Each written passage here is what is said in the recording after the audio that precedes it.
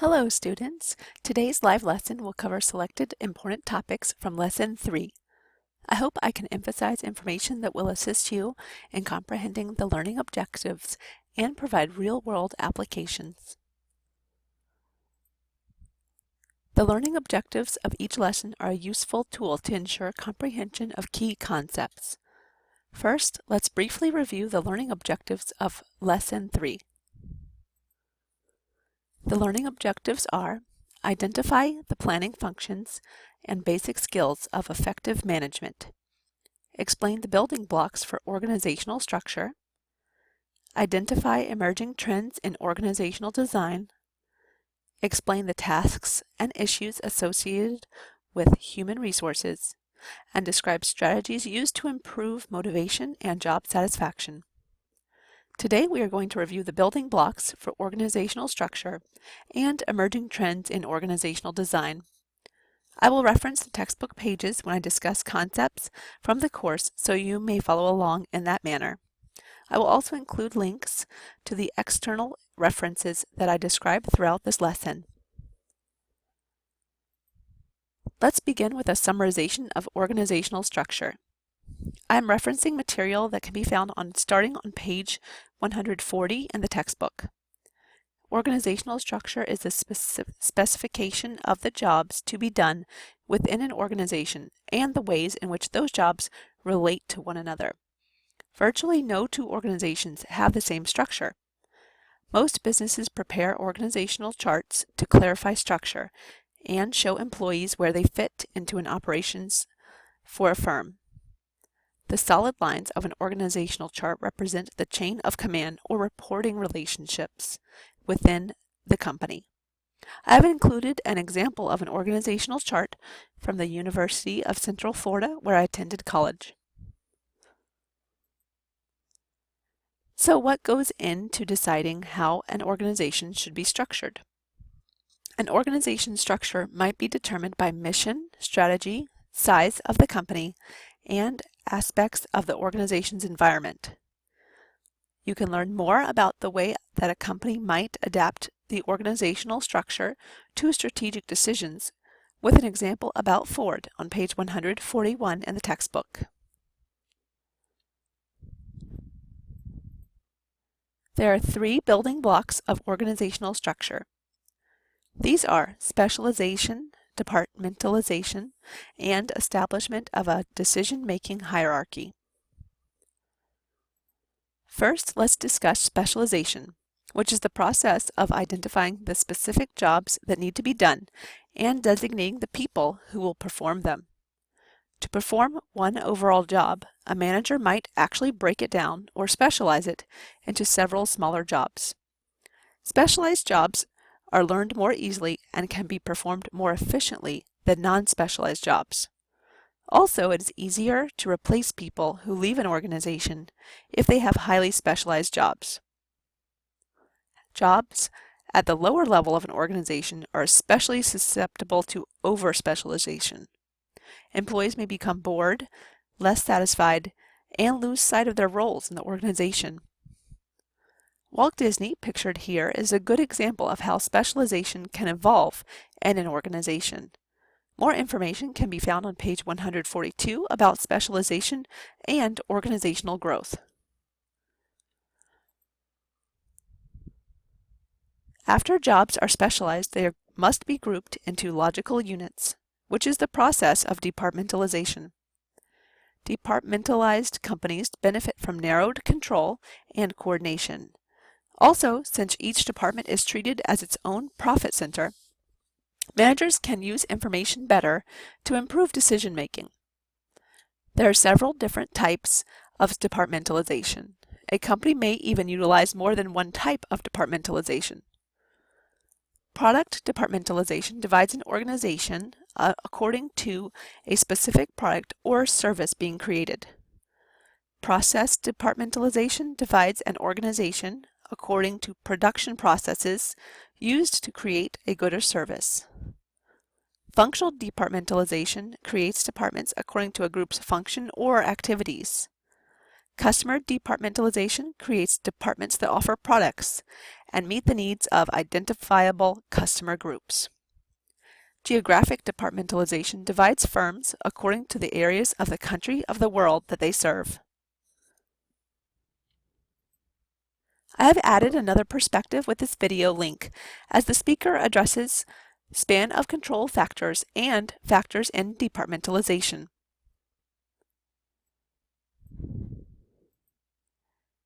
Now we will discuss the third building block of organizational structure, establishing the decision-making hierarchy. When the focus is on one of the reporting relationships within the overall organization, it becomes a question of decentralization versus centralization. Let's compare centralization with decentralization. In a centralized organization, most decision-making authority is held by upper-level managers. It provides stability and is usually found in companies that face relative stable and predictable environments. Small businesses usually use centralization. For example, McDonald's practices centralization to ensure material procurement and food preparation practices are the same at all locations. In a decentralized organization, decision-making authority is delegated to levels of management at various points below the top. Decentralization is typical in firms that have a complex and dynamic environmental condition. Managers have more discretion to make responsive decisions. An example of decentralization can be seen at Urban Outfitters, as store managers are given considerable discretion over merchandising and product displays. I have included this video that describes how a business might fluctuate between centralization and decentralization within business cycles. It's an interesting perspective that adds depth to our conversation. Now we will delve into layers of management and the way in which this type of organizational structure affects the manager's span of control. As seen on page 146, a flat organizational structure is a result of decentralization.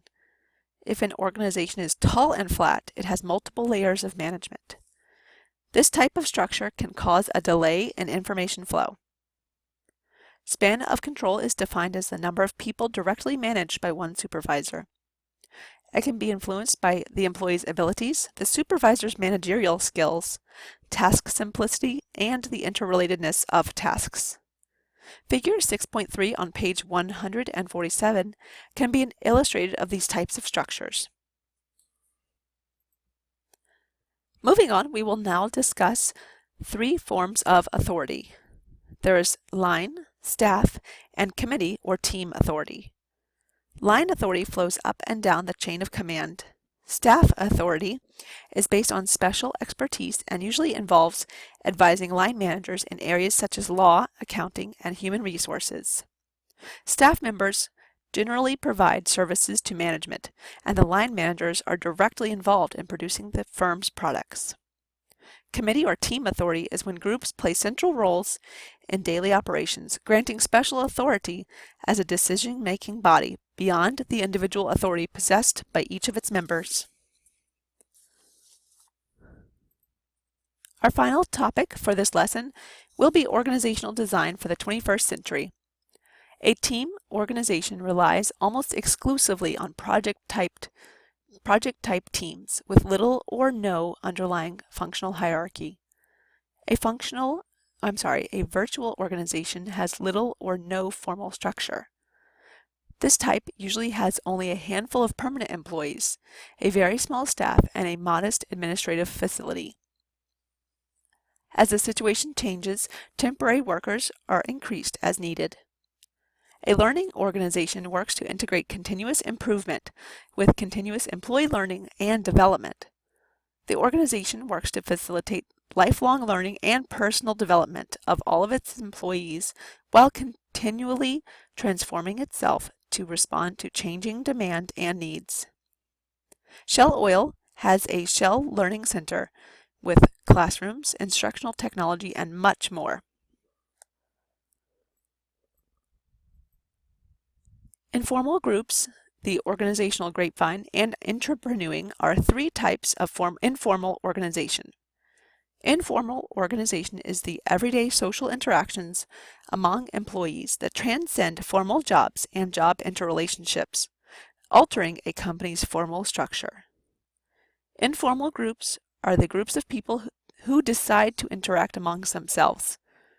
These groups might work together to support the organization, or they might work together in a way counter to the organization's interests. The grapevine is an informal communication network that can run through an entire organization. Grapevines are found in almost all organizations and may distort information because it is passed orally.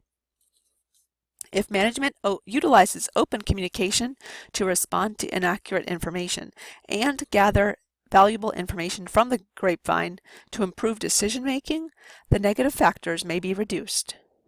Intrapreneuing is creating and maintaining the innovation and flexibility of a small business environment within a large bureaucratic structure. Intrapreneuing programs encourage creativity and innovation. I have created a small Check Your Understanding section similar to the online presentations to help you verify your comprehension. You can review the answers on the next slide.